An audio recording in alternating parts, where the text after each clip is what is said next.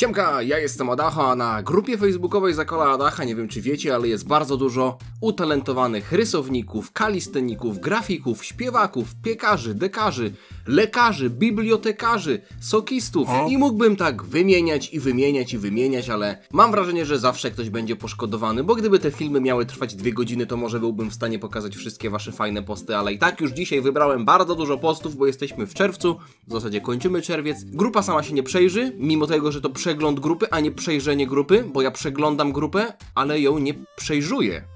Więc w sumie ja nie wiem już do końca co robię. Nie wiem też o czym gadam. Dobra, lecimy w takim razie i chciałem wam na początku pokazać kilka rysunków. To jest Goku w stylu Ferdynanda Kiepskiego.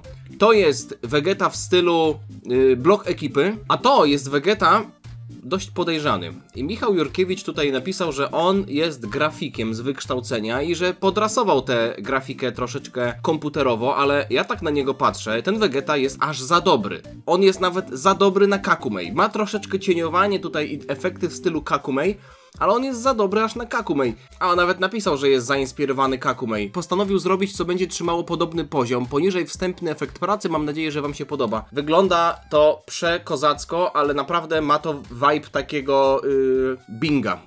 Dawno nie robiłem Kutasi. Chcecie zobaczyć Kutasi? W sensie kreatywne użycie tej arcyciekawej sztucznej inteligencji? Dawno nie było Kutasi. Idziemy dalej. Teraz pokażę wam coś, co ja już skomentowałem. Być może widzieliście ten post, to wtedy się nie bawicie w te zabawę, albo możecie się bawić jak chcecie, ale to już nie będzie miało takiego samego sensu jak w przypadku osób, które nie widziały tej rzeczy, ok? Pokażę wam rzecz i chcę, żebyście szczerze napisali mi w komentarzu, co wam pierwsze przychodzi do głowy. Uwaga! Pierwsza sekunda. Nie, że przyglądacie się, co to może być, tylko pierwsza sekunda. Pierwsza myśl, która wpada wam w głowę. Uwaga! 3, 2, 1... Co to jest? Moją pierwszą myślą było osrane gacie. Fakt, że Jan obrócił to zdjęcie o 90 stopni i ja nie zobaczyłem tego, że idzie tam Krillin, Roshi i Goku, a po drugiej stronie idą też jakieś postacie, tylko zobaczyłem brązową taką... To nie jest przyjemny kolor do nadruków, ok? To nie jest biała koszulka z czarnym nadrukiem, to jest piżamowa koszulka z innym piżamowym kolorem, który dosłownie jest kolorem sraczkowatym. I gość wrzucił sraczkowaty pasek, i ja myślę sobie... Czy on wrzucił zdjęcie osranych gaci na grupę i potem... O, to nie są osrane gacie, to jest koszulka z nadrukiem, ale kto dobiera nadruk i koszulkę w takim kolorze, plus jeszcze ta koszulka jest tak wymiętolona, że naprawdę się zastanawiam, czy na miniaturkę czerwcowego przeglądu grupy nie trafią osrane gacie.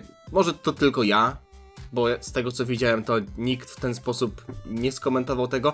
Mam nadzieję, że ktoś w komentarzach też napisze, że widział osrane gacie w pierwszym momencie i że nie będę sam. Jeśli będę sam, to trudno.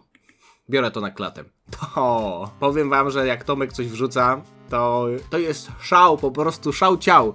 Tomek jak coś wrzuca, to jest szał ciał. Patrzcie to.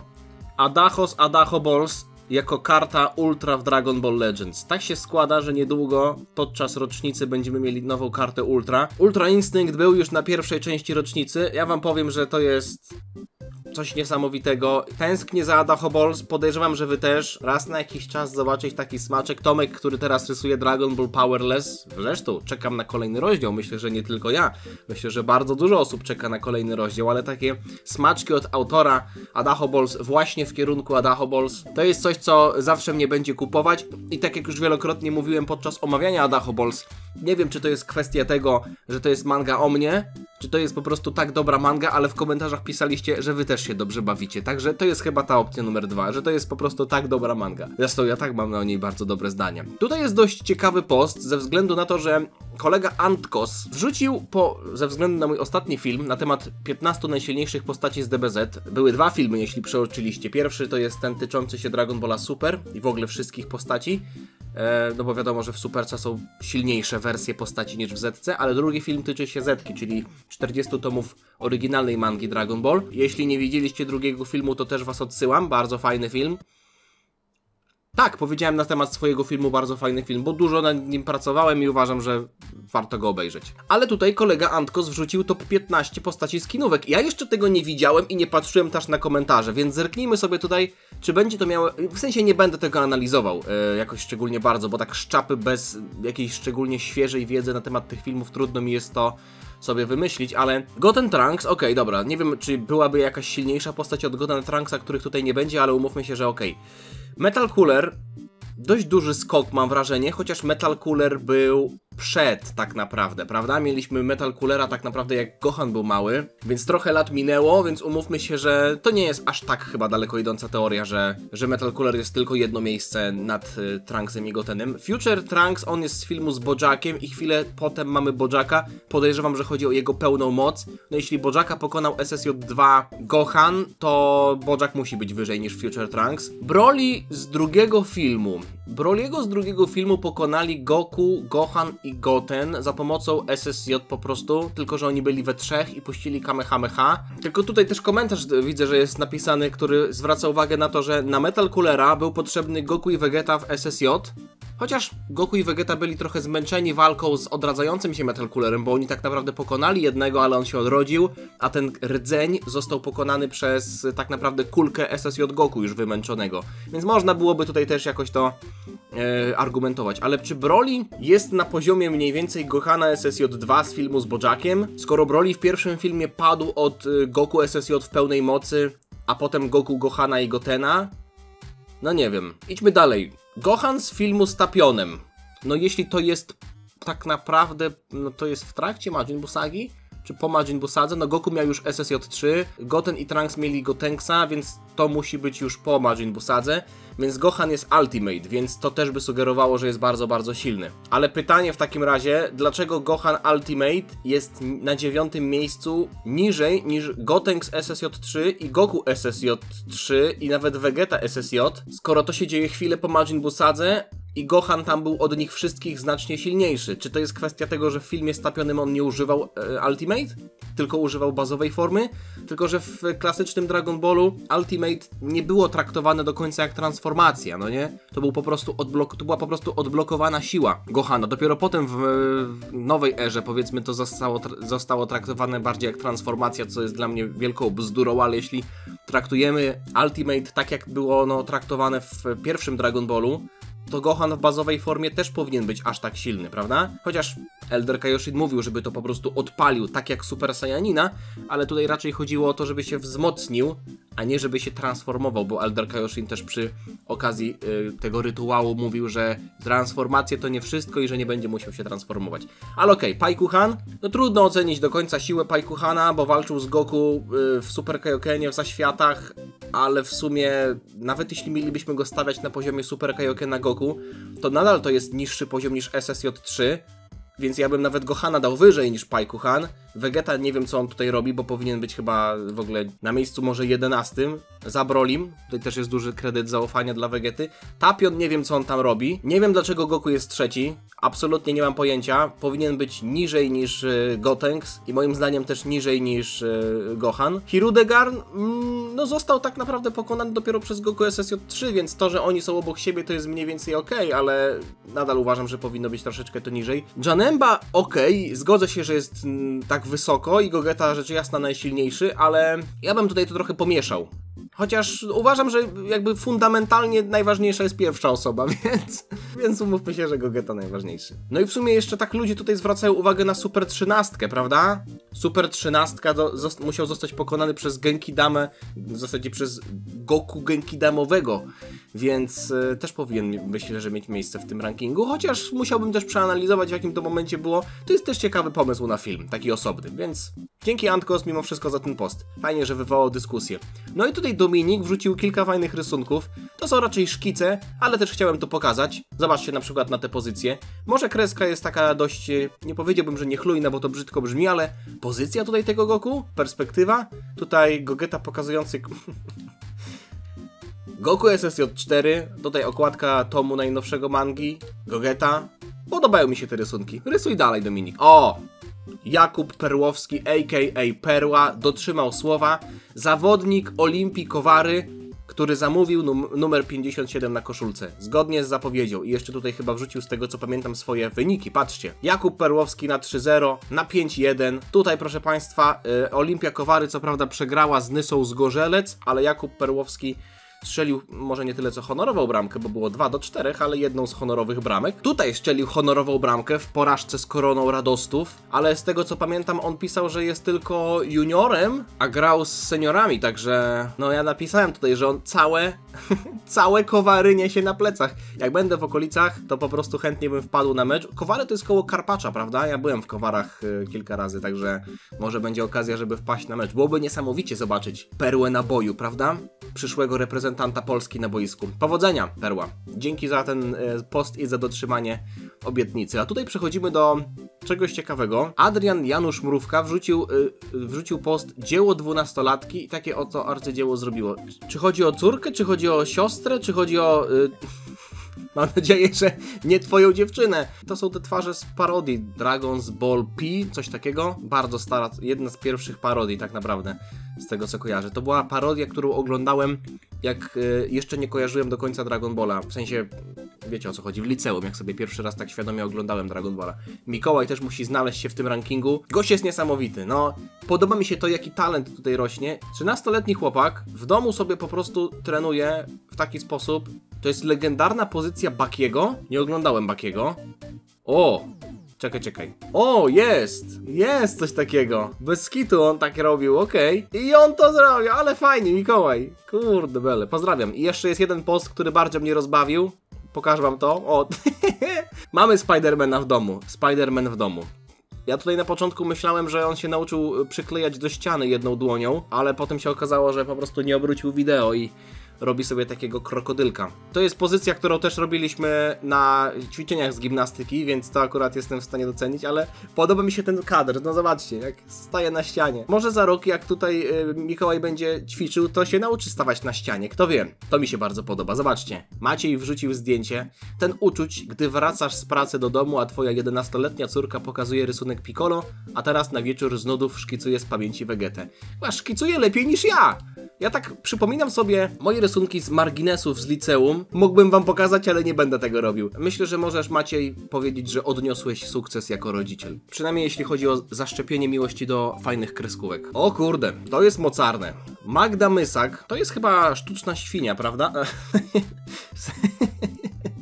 W sensie sztuczna skóra świńska do ćwiczenia tatuowania. Zajebiście ten Frieza wygląda. Troszeczkę tak kurde inaczej, ze względu na to, że ten jego kryształ nie jest równy z głową, tylko ma takie rowki tutaj. Taki troszeczkę inny kształt głowy, ale wygląda on rewelacyjnie. Czy to jest kurde Frieza? Tak trochę inaczej. Nie, no Frieza chyba, nie? Taki troszeczkę bardziej artystyczny. Czy mamy tu fanów tego oto antagonisty? Frieza, tak? Ja jestem fanem Frizy. Ale nie na tyle dużym, żeby sobie zrobić tatuaż z Frizą. Przygotujcie się. Jak to ostatnio powiedziałem, niedźwiedziujcie ze mną. Chwilę jeszcze bear with me, okej? Niedźwiedziujcie ze mną. Musicie usiąść, musicie się oprzeć wygodnie w fotelach i teraz wam coś przeczytam, co napisał tutaj kolega Szymon. Kolejna bzdura, jaką zauważyłem w Dragon Ball. Zamaszysty zabiera ciało Songa, aby stać się czernicem.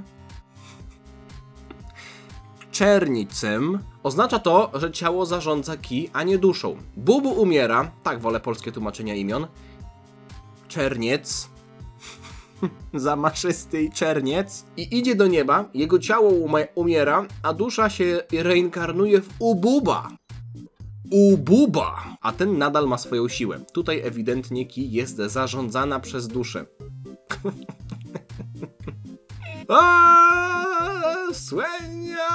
Zamaszysty i czerniec. Powiem wam, że to są tłumaczenia z bardzo dużym potencjałem. Powiedziałbym nawet, że są na poziomie mojego marchwiaka różanego. Marchwiak różany, czyli Goku Black Rose, prawda? Bo tutaj tak naprawdę mamy marchwiaka różanego, czyli Goku Rose, a to mógłby być marchwiak czerniec różany. Szymon, dziękuję ci za to, zasiałeś naprawdę w mojej głowie zajebiście zabawne ziarno. Marchwiak czerniec różany. To brzmi dosłownie tak egzotycznie jak Sławosz Uznański-Wiśniewski. Nawet bym powiedział, że bardziej, nie? Nigdy nie słyszałem o imieniu Sławosz, a to się okazuje, że kurwa w kosmos taki leci. Marchwiak czerniec różany, dziękuję bardzo. Może i nie potrafię rysować arcydzieł, ale potrafię tworzyć memy. Adacho Balls? Aha, no dobra, nie potrafisz tworzyć memów, bo najpierw przeczytałem Adacho Balls, a chodzi o wstęp, a wstęp powinien być niżej, okej. Ulubione mangi Adasia, Adacho Balls, Kakumei, to jestem ja, rozumiem, Dragon Ball AF Young Gigi, Dragon Ball West. Jak możesz mówić, że źle traktuje Dragon Ball West, czy Dragon Ball AF Young Gigiego, czy w ogóle dobrze traktuje Kakumei, skoro wszystko jak wychodzi to od razu nagrywam. A Dragon Ball West się skończyło. A gdzie Hakai? Pyta Katarzyna Tomczyk. Lepsze pytanie, kiedy Hakai? Wszyscy pytają, gdzie jest Hakai, kiedy Hakai, a nikt się nie pyta, jak Hakai się czuje. No właśnie, Gustavo. Jak się po portugalsku w tym dialekcie brazylijskim mówi, jak się czujesz? Como estás? To chyba po bardziej hiszpańsku. Nie wiem, czy w ogóle to znaczy, ale to jest takie coś, co kojarzę, że mówią. Pendżabulski szachmut... O kurde. Pendżabulski... Jaki? Pendżabski. A ja pendżabulski. Portugalski Brazylia. Como vai você? Jak to się czyta? Como vai você? Ohoho! Como vai você? Como vai, Gustavo? Nikt nie pyta Gustavo, jak się Gustavo czuje. Czuję? Czuję. Kiedy Dragon Ball West? Nadal czekam na tych 800 000 Saiyan. Mówi się 800. Narysowałem tego Piccolo miesiąc temu. Co myślicie? Myślę, że jest bardzo ładny i ma bardzo ładne kolory. Wiktor jak się fajnie nazywa? Wiktor Ałasa. Ała! Przepraszam, zawsze się śmiali z mojego nazwiska, zwłaszcza jak było przekręcane na zawodach judo czy na jakichś innych dyplomach. To ja też mogę, nie? Ała! Ała S.A., czyli Ała Spółka Akcyjna. Czyli może to być na przykład firma produkująca kaktusy. Albo igły, nie? Plastry, na przykład jak ktoś się uderzy w kolano, mówi ała! Nie, spokojnie, tutaj Ała S.A. Dobra, kurwa, o czym ja gadam? No, Adam Wnuk wziął sobie drewno, wziął sobie tego Gohana, wygrawerował w drewnie i sobie go postawił na półce. I tak trzeba żyć. On chce mieć Gohana, to sobie sam zrobi tego Gohana. Doceniam ludzi, którzy są w stanie wziąć sprawę w Co to kurwa jest? Ja wiem, że imiona bogów zniszczenia i aniołów pochodzą od alkoholi, ale raczej chodziło o typów alkoholi, a nie od marek. Chyba ten gość ma napisane Harnaś na swoim ornamencie tutaj. To chyba bóg zniszczenia wątroby, Perus. On mógłby mieć na imię Harnold, prawda? Tak się mówi na Harnasie, Harnold. Obiecane maki, ale Dawid, ja nie chcę, żebyś to traktował jako narzekanie, bo pamiętacie, że ja narzekałem, że w żadnej ankiecie maki nie wygrywa. To nie było tak, że ja ją chciałem zobaczyć w stroju kąpielowym. Chciałem po prostu zobaczyć Maki. Okej? Ona miała już wystarczająco fajny strój oryginalnie w mandze. Dziękuję za narysowanie jej w stroju kąpielowym. Jest chyba trochę za wysoka. Dobra, chyba narzekam. Dostałem Maki, to się cieszę. No cieszę się, dziękuję. Zostawiłem lajka. Dawid, jeśli mogę o coś poprosić, to narysuj jeszcze jedną. Tylko niech będzie niższa, po prostu taka jak w mandze.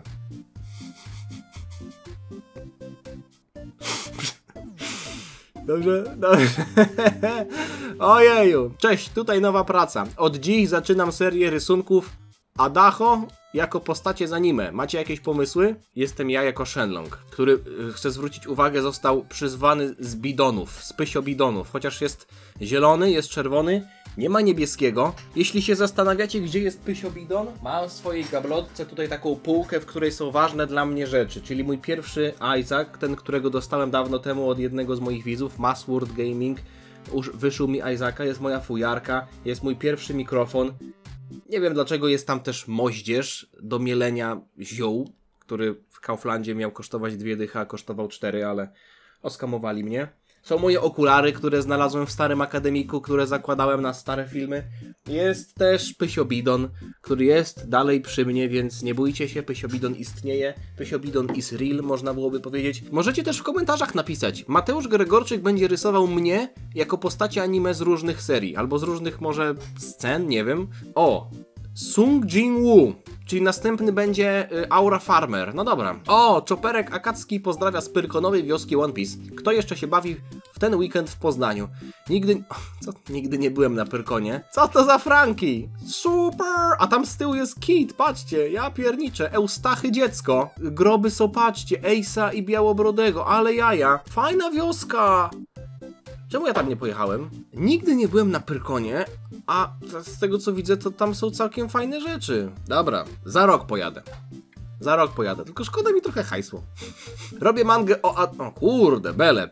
prostu, czy wy mnie aż tak lubicie? Dziękuję. Adrian Panicz narysował mnie, no to chyba się nie da ukryć, nie? Napisał, że to ja. Robię mangę Adacho, jak jest w Dragon Ball, ale na razie robię okładkę i jest niedokończona. Czyli plagiat Adacho Balls, no okej. Najpierw było Adacho Balls, teraz będzie Adacho X. To jest niesamowite, że Tomek stworzył tak genialne dzieło, że zainspirował innych do robienia dzieła, które bazuje na fanowskiej mandze opowiadającej o mnie w świecie Dragon Balla. To już jest po prostu incepcja pomysłowa, no nie? Czołem za kolaki. Chciałem się pochwalić swoim drugim tatuażem, który wczoraj się udało dokończyć. Tym razem Vegeta Blue. O, Vegeta z Turnieju Mocy. Można go rozpoznać po tym takim drobnym wyłamaniu na klatce piersiowej w zbroi. Cicho, kurwa. Co to, a czemu tak włosy ucięte? Ktoś zadał pytanie. No, ja bym sobie Dragon Ball... O, jest Piccolo na dole. Ja bym sobie Dragon Balla nie wytatuował, ale trzeba oddać kunszt tatuatorce, bo tutaj widziałem, że to tatuatorka, tak? Tatuaże mają to do siebie, że mają się podobać osobie, która je nosi. Tego się zawsze trzymamy, ok? Chciałem wam to pokazać. Patrzcie, Albert narysował Sanjiego. Rzadko widzi się takie fanarty, w zasadzie takie rysunki postaci z One Piece, prawda? Mało lajków, ale ja zostawiłem. Mimo tego, że to i tak jest Sanji, czyli postać, której akurat z załogi... Okej, nie powiem, że lubię najmniej, bo to byłby Usopp, ale no, jest raczej w drugiej połowie. Mateusz Jak to wydrukowałeś dla... Jak to on wydrukował? Przecież tutaj są ruchome części. On napisał: się drukuje figurki dla syna. A jak to jest możliwe, że ty wydrukowałeś figurkę, która ma ruchowe części i normalnie zgina się... Znaczy, generalnie to ja bym się ucieszył, gdybym był synem, prawda? Uważam, że będzie to bardzo blisko trzymał swojego serca taką zrobioną figurkę. No, może nie do końca ręcznie, ale wiadomo o co chodzi, przez tatę, prawda? Mimo wszystko i tak mnie bardziej zastanawia, jakim cudem on zrobił ręcznie figurkę, która ma ruchome części. No ale okej, może mi powie w komentarzu. Taki rysunek wleciał, jak się podoba?